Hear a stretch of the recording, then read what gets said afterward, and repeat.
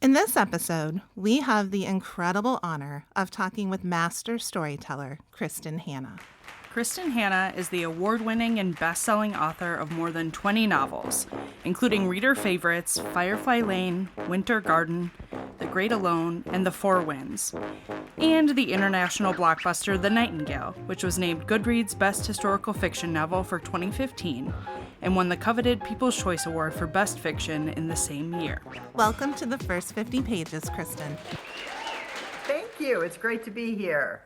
So, just a quick full circle moment for Jenn and I on the first 50 pages. In our very first episode in 2018, we talked about the best books of the year and the most in-demand books of the year.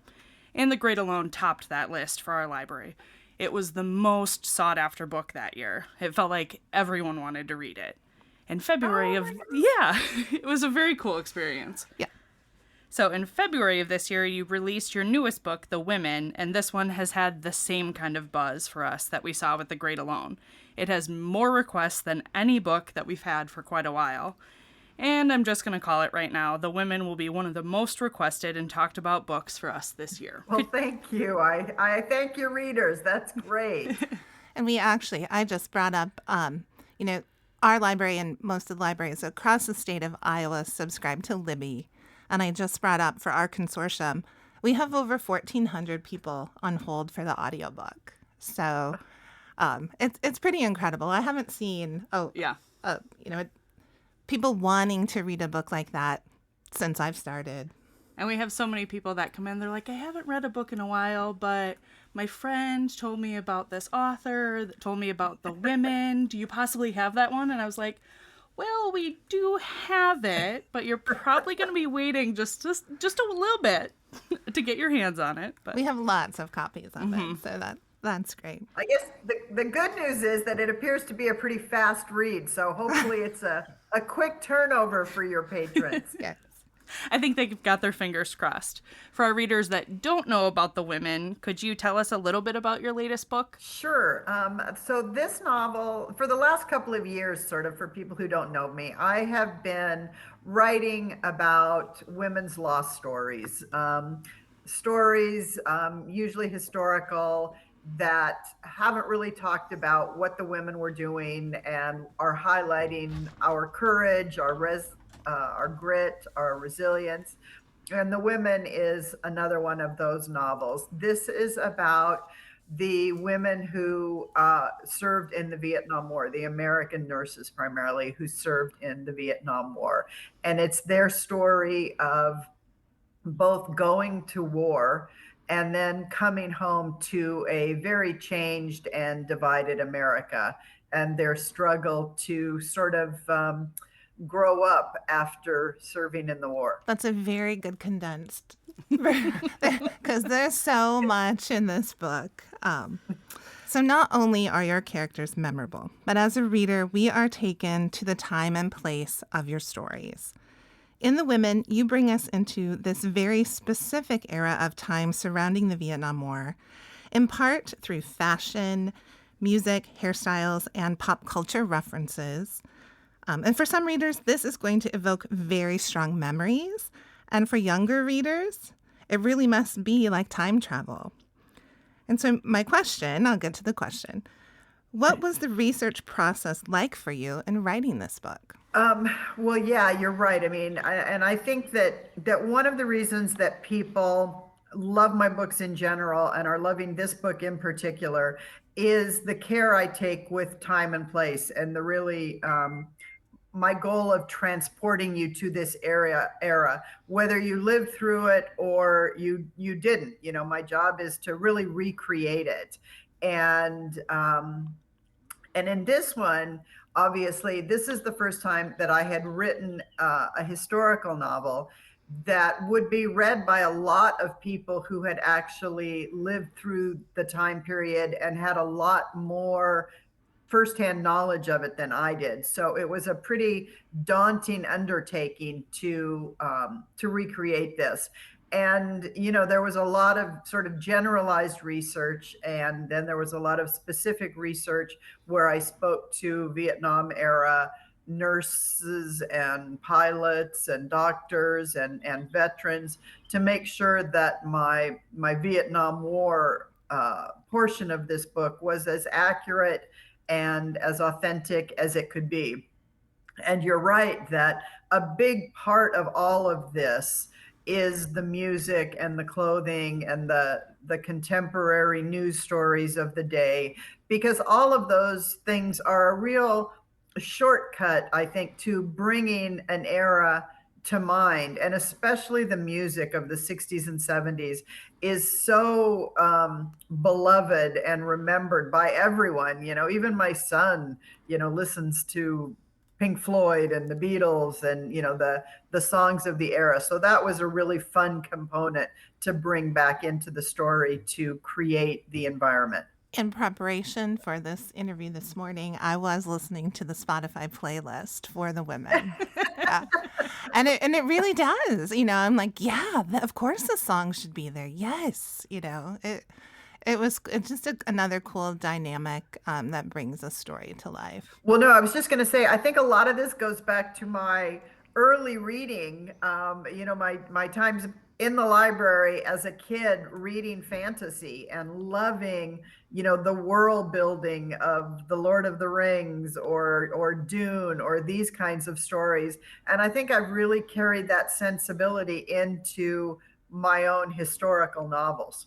Kelsey and I really do experience that the best storytellers have been readers. They just get it. Yeah. And readers are going to feel a lot of emotions throughout this book. Speaking from experience, as from the horrors of the Vietnam War, you really don't pull any punches, and some of those scenes are really hard. All the way to the way that the women veterans of the war were treated when they came home. You kind of talked a little bit about the challenge of research, but was the challenge of writing this book more difficult because of those scenes? Well, as you point out, the Vietnam section of the book where my female characters and my heroine Frankie are nurses in a MASH unit not far from the fighting, it was really important to me to honor the nurses and the doctors and the patients and everybody who had been there by showing it for what it was, which meant that it was very visceral, and there are a lot of sort of difficult scenes. But one of the reasons I kept coming back to doing it in such an honest and authentic way is because when these nurses came home, a lot of them had sort of, they were sort of forgotten and nobody was paying attention to them. And many of them came home with undiagnosed, untreated PTSD, and there was nowhere for them to go for help. But when they did try to get help, they were often told either there were no women in Vietnam or you weren't in combat. How can you possibly have suffered any emotional trauma? Just go on and you'll forget about it. And so it was very important for me to show what these nurses had lived with on a daily basis and why, in my opinion, it is definitely should be considered combat. And it was, those scenes, like you said, honest and authentic. Those are great words because you definitely feel that. And then when later in the book, they're told they weren't in combat. You really feel that frustration and that invalidation of what they felt and what they went through. And you feel that injustice. So yeah, there's a lot of emotions to, in this book. True to form, I think, but so. Well, and you know what? These women, I've met so many of them now, since writing the book and while during the writing of the book, and they're so remarkable, and their service was remarkable, and as I said, they have been, overlooked and not talked about, for such a long time. And I really feel honored to be able to bring this story forward and to shine a light on their service. And not just the women, by the way, even though the book is about the women who serve the nurses. It's really also, in a way, the story of the male vets as well, who, of course, came home to the same kind of divided America and the same difficulties in terms of no gratitude or recognition of their service either. So, looking back, your writing has definitely evolved over the 20 novels that you've written. Your early books kind of lean a little bit more historical romance, but it seems that you've really found your voice as a writer and a loyal following of readers when you started writing historical fiction, and especially writing about the lost history of women. Could you talk a little bit about this evolution, and was there a catalyst or a specific moment that made you want to write in a different genre? Really, it's really sort of the evolution of my life as a woman. And I wrote my first published book, I think, when I was 29. And so, when I started this, I was a young woman, a new mother, fairly newly married. And, so I wrote about, and I have written about all along, about women and our struggles and the constraints upon us and what it takes for us to find our voice, whether that is as a stay-at-home mom, as a career woman, later as, an empty nester. And then I think when I reached a certain age, probably roughly 50, my son, of course, was gone. And, my husband and I were empty nesters, and we were able to begin traveling a bit finally, as you can do after your kids are gone. And I think that's when I started looking outward more. I started thinking more about not just women like me, but women in general, and what our histories had to say about people. And once I started looking at that, I realized that of all the history I knew and all the history I had read about, very little of it centered on primarily what the women were doing. And so my first foray into it was a book called Winter Garden, about the women in Leningrad during World War II, when they were cut off. And that was sort of the beginning of this understanding that there were women's stories out there that needed to be told. And I've spent the last 10 or 15 years writing about those. And I think your readers can definitely feel that come through in your writing, and I think that maybe is one of the reasons, besides your master storytelling, that endears you to them, that you can feel that passion. And then they're avid readers of historical fiction, so they have a passion for it too. So I think they kind of relate to you in that way.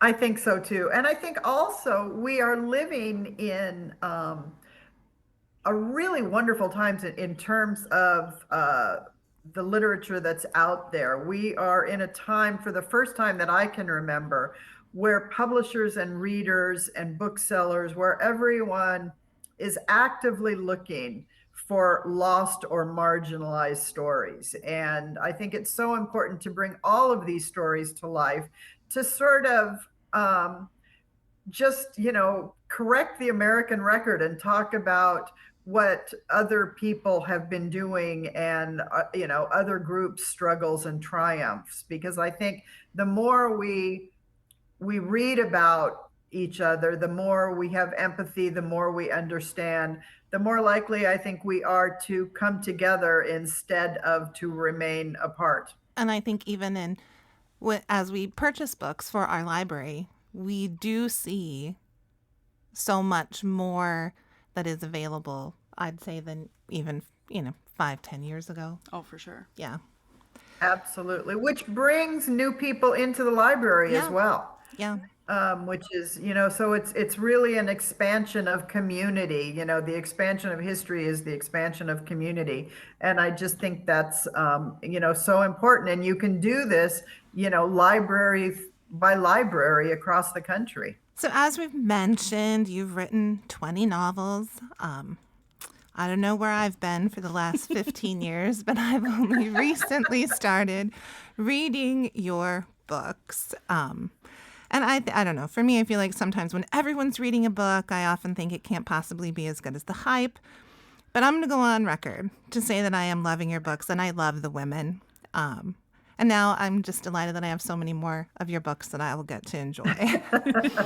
But what I can keep you busy. Yes. But what I've discovered is that when I tell someone that I'm reading your books, if they've read you, then they want to talk about your books. Readers do feel an emotional connection to your characters, these strong women who survive against extraordinary circumstances. And Frankie, wow, what a character in Frankie McGrath. She's young, so young. You have to remind yourself how young she is as you're reading the story when she goes to war by choice, right? She doesn't always make good decisions, but we're always rooting for her. And, I guess, so here's the question, right, as I'm talking about your book. Where do you find inspiration for your characters? Well, that's a very, character by character, book by book answer. But let's take the last 15 years or so from Winter Garden. So primarily women of a historical era surviving in that time. What I am looking for is the creation of a woman who really strongly represents the stories of her time. So Frankie is not obviously based on anybody, but she is based on a collection of memoirs and stories about the real women who served as army nurses in Vietnam, as are my other historical characters. And so I'm looking for the woman that is most like the women who she represents. And that led me to, young. They were, as you point out, they were very young. And I did have to keep reminding myself as I was writing this, okay, she's 21 years old. She has very little life experience. She comes from a very conservative and privileged background. And she's been raised on family stories of patriotic pride in World War II. And so, she very impulsively decides to follow her brother to service in Vietnam and expects to be to make her parents proud as her brother made them proud. And so it is really her journey, as it was many of the women who actually did this. It was, their journey to go to war, to become seasoned combat nurses, and then come home and try to maneuver through this changed America and this country that really just didn't want to talk about the war or their service and the price these women and these veterans paid for that. So she is my attempt to be as honest and as authentic as I can be in telling the story, so that it really represents these women's service. Definitely. The transformative power of female friendships and the relationships between women is a theme in many of your novels, and yet another reason why I think your books resonate so deeply with so many women. And in reading the women, the love of the sister nurses have for one another is a constant.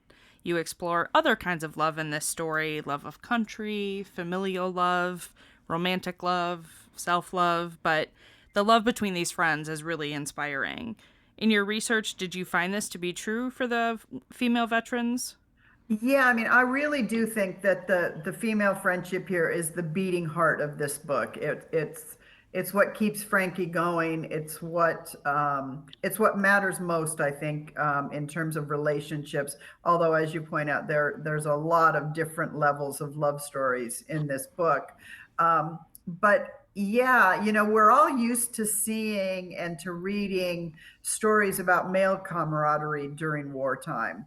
And I think it is sort of universally true that when you put these young people in this situation that is so intense and so dangerous and so emotional, that the bonds that they make are powerful. And I think especially in women, this kind of friendship can be unbreakable, almost a soulmate kind of friendship and love. And that's what these women share. And I was fortunate enough last November to go to Washington, D.C. for Veterans Day, where I met Diane Carlson Evans, who wrote a book called Healing Wounds about her Vietnam service and is the founder of the Women's Vietnam Memorial.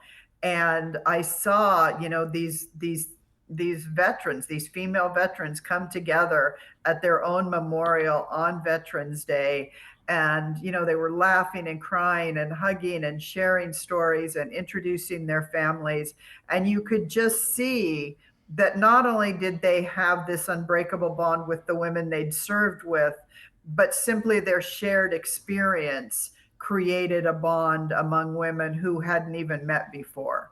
And it was a really powerful and moving moment to see that. Straying off of the book a little bit, but kind of staying in the same vein, would you mind sharing in what ways the women in your life have shaped your writing? Well, I mean, that's why I write so much about, I think, female relationships. I mean, friendship, to start on friendship, it has been sort of the thing that has kept me afloat a great deal during the ups and downs of my life. Certainly in young motherhood, that's when most of my core girlfriends came together. We were either, young mothers or young writers or, some kind of connection. And I have very much, my tribe that is really important to me. And so I'm constantly, I guess, supporting this idea that female friendship is important. And I was just talking to my best friend the other day about the fact that, to have the kind of female friendships that you need in your life takes work, in the same way that motherhood takes work and being married takes work. You have to prioritize these relationships. And so I think I'm always trying to remind women uh, to prioritize these relationships and to make time for your girlfriends, even when you're at the stages of your life where you feel that you have no extra time at all. Yeah, in reading through this book, one of the things that sort of sat in the back of my mind is I need to reach out to my friends. Yeah. I want to be I can be a better friend. I need to be there. Not because I want to, because we want to be there for each other. And yeah, that was a really good takeaway for me from this book. I love that. I mean, that just means so much to me. I remember when my son was about, I don't know, gosh, probably 25 or 26, he read my novel Firefly Lane, and which is my book about a young mother suffering from breast cancer, and how that impacts her family, which is a story that's very close to my heart, actually. And he called me afterwards, and I could tell how moved he was, and he said, I just wanted to call and tell you how much I love you. Aww. And I thought that's what my books are really about, the reminder to call the people that you love, because A, you never know how long they'll be there, and B, it keeps you connected and keeps those relationships on the front burner. One of the things that we love to talk about on the first 50 pages is the power of stories for readers. And I believe that the memorable books that we read, the stories that stay with us, are the ones that change us. The stories that open our eyes, help us to learn, make us feel things. And as I mentioned, I just finished reading The Women last night. And thoughts about it are still kind of bouncing around in my head. The writing is incredible. But I do want to just quick shout out to Julia Whalen's narration of the audiobook. As always, she just adds a depth to the characters that I don't know that I can find on my own. Yeah, she's just the best, you know. Love listening to her work. I am Yeah. incredibly grateful for her. She does an amazing job. Yeah. And we actually had one of our earlier episodes, we had the chance to chat with her, and she's just fantastic. But it's always a delight to make those connections. I didn't know she was necessarily going to be the narrator of the book, and then to have her be the narrator, it just kind of brings us, you know, a full circle moment, and we just love that. But as I'm thinking about The Women, it really is a book that starts conversations in book clubs, in families, and hopefully in our communities. As you travel and talk about this book with different groups, are you seeing this impact? Oh my gosh. I mean, I feel like I've been, you know, kind of a book club favorite for a long time. So I'm used to my book. You know, The Nightingale sparked a lot of conversations. And just like I'm trying to get people to reach out and call their mother, their sister, their best friend, I'm also trying to encourage families to tell their own stories to each other, because all too often our family stories are lost because they either aren't asked about or aren't talked about. And in this book in particular, while I was on book tour, you know, meeting people and talking to readers, I was hearing so much from particularly veterans and their families about, you know, stories that needed to be told about their parents or their grandparents' service in Vietnam, and people feeling, I guess, saddened that they didn't know these stories, both their own stories and sort of America's stories. And I think these Vietnam veterans have waited a very long time to have their stories brought to light and to have their service talked about and remembered. And, you know, one of the biggest thematic points of this book is the importance of remembrance, the importance of gratitude. And so I'm thrilled to sort of see the conversations that this book is starting among people of all ages. But I was sitting down with my parents the other day, and my uncle had been in Vietnam, and I asked my mom, you know, questions about it, you know, and you know, you could tell that she, you know, took a step back and thought about it, you know, and then she talked really honestly about when he came home, and it was powerful. Oh, I hope that stays in the podcast. That's so it's so important. It Yeah. really is. But it is. It's just, you know, I wouldn't have asked that question had I not read the book and, you know, and got to follow Frankie's character, you know, arc, you know, and to have that sort of emotional connection. So, yeah.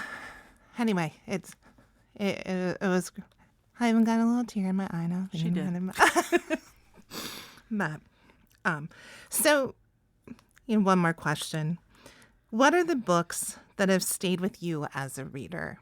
Oh, of course, you know, We're librarians. We have to ask the reader, question. so this is like, you know, this is a long list that goes Yeah. back decades. But the ones that, I mean, there's so many, but let's start with The Lord of the Rings, Charlie and the Chocolate Factory, Dune. I went through my Stephen King years. I love his stuff. The Witching Hour, Interview with the Vampire, Anne Rice. There was that era. Pat Conroy, who I love. Carlos Ruiz Zafón, Shadow of the Wind, one of my favorites. I would say William Kent Kruger, Alice Hoffman. What is one I've really loved lately? There's a new book called, not new, a book called We Begin at the End by Chris Whitaker. I love that. So those are a few of them. Those are all great ones. Yeah.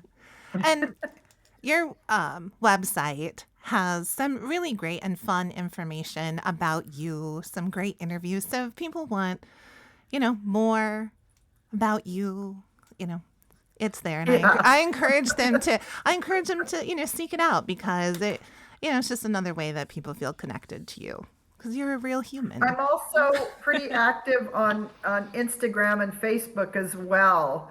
And that's been a fun place. Those have been fun places in the last couple of years to hear from readers, especially, during the COVID era when we couldn't leave. And so it was really nice to get to talk to readers and hear their thoughts on those forums as well.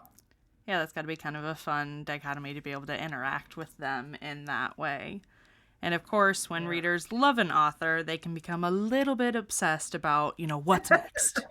But I think we'll leave you with our best wishes to enjoy the whirlwind of the release of such an incredible, incredible book. We loved The Women, and we are thrilled to have gotten to talk with you today. Thank you so much, as am I. And thanks to all your readers, and I hope they don't spend too long on the waiting list.